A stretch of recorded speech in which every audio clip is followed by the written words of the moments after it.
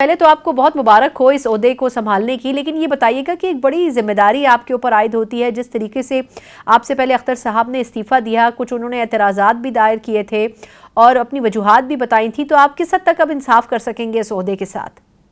دیکھیں، یہ میری کونسل کا دیا ہوا اعتماد ہے. میں انشاءاللہ کوشش کروں گا کہ کونسل کی خواہشات کے مطابق اور انسٹیٹیوشن، چونکہ اختر صاحب میرے بڑے بھائی بھی ہیں اور ہم نے ان کو 6 سال کے لیے الیکٹ کیا تھا اور انہوں نے تقریباً 5.5 سال اپنی ذمہ داری بڑے اچھے طریقے سے گزاری ہے اور نبھائی ہے. اس لیے میں نے تو ان کو خراج تحسین بھی پیش کیا.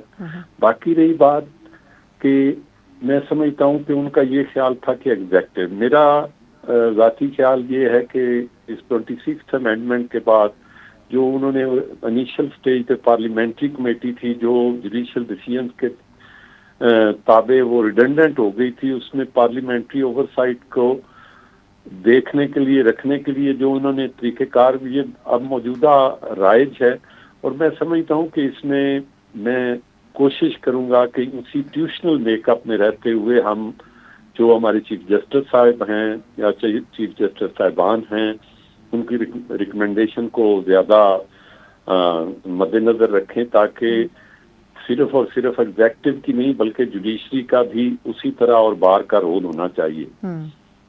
درست کہہ رہے ہیں سر، یہ تو ایک بہت اچھی اپروچ ہے، لیکن مجھے فرمائیے گا کہ آپ کے اوپر دباؤ بھی بہت ہوگا الگ الگ گروپوں کی طرف سے، کیونکہ وکیل بھی آپ خود ہیں، پھر الگ الگ گروپس میں وکلا کے بھی ایک الگ سوچ موجود ہے. تو یہ فرمائیے گا کہ پھر ججز میں بھی اب جس طریقے کا سینیریو بن گیا ہے اس میں بھی بڑی واضح اختلاف نظر آتا ہے. کیا اسلام آباد ہائی کورٹ ہو، کیا سپریم کورٹ ہے، آپ کی کیا رائے ہے؟ اس پریشر کو آپ کیسے بیلنس کر سکیں گے کہ اپنا موقف بھی رکھیں؟ جی فرمائیے گا.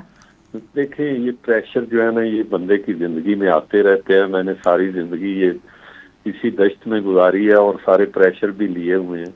یہ یہاں پہ جب لوگ یہ مختلف گروپس اپنے ذاتی ایجنڈا کے تحت گفتگو کرتے ہیں تو وہ خرابی ہوتی ہے.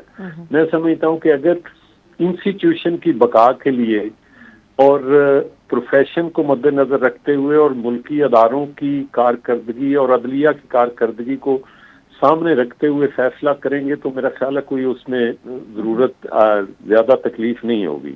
ہم نے دیکھا، آپ نے دیکھا کہ جو پہلا طریقہ کار تھا اس میں آج تک سفر کر رہے ہیں جو محترم افتخار محمد چوہدری صاحب کے دور میں، تو اس وقت بھی ون مین شو والی بات تھی اور مختلف چیمبرز کے لوگ جو تھے انہوں نے ان کو نوازا اور ایسے لوگ جن کے بارے میں ہمیں پتہ ہی نہیں ہوتا تھا کہ یہ کبھی پریکٹس بھی کرتے رہے ہیں وہ جج لگا دیے گئے.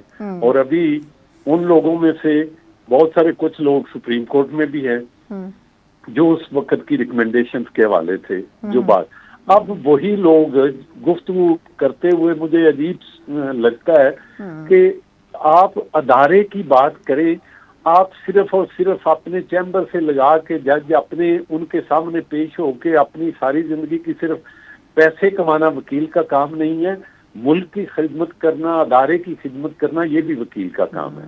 اور اس لیے میں سمجھتا ہوں کہ ایسی جو تنقید ہونی چاہیے جو کنسٹرکٹیو ہونی چاہیے، نہ کہ صرف اور صرف موٹیویٹڈ ہونی چاہیے. اس لیے میں سمجھتا ہوں کہ یہ جج پہلے نہ میں نے لگائے ہیں سنا نہ آپ نے لگائے ہیں، جو بات ان ساروں پہ تنقید کرتے رہے ہیں وہی ان کے موجب ہیں.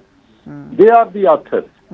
ان میں مطلب ہے جو باہر کے لیڈرز کسی پولیٹیکل پارٹی کے ہیں وہ ان کی ریکمنڈیشن پہ لگے ہوئے ہیں اور آج وہ کہتے ہیں کہ یہ نہیں اچھے، فلاں نہیں اچھے. بھئی بات سنیں، ہیومن جو انسٹنکٹ ہے وہ بڑی ڈفرینٹ ہے. جب کسی سچویشن میں کوئی چیز آتی ہے تو وہ ایک ڈفرینٹ طریقے سے سوچنا شروع کرتے ہیں اور پھر وہ اپنا فیصلہ کرتے ہیں. اس لیے ججز کو اسٹیٹ میں بلیم کرنا بھی نہیں ہے، چیزوں کو اعتدال کے ساتھ لے کے آگے چلنا چاہیے. نہیں سر، آپ نے نہ کہتے ہوئے بھی بہت کچھ کہا ہے، بلکہ جو ایکچولی جو لوپ ہولز ہیں آپ نے ان کی نشاندہی کی ہے. بہت بہت شکریہ. احسن بھون صاحب ہمارے ساتھ سینئر وکیل بھی ہیں اور اب جوڈیشل کمیشن کے رکن بھی منتخب ہو چکے ہیں.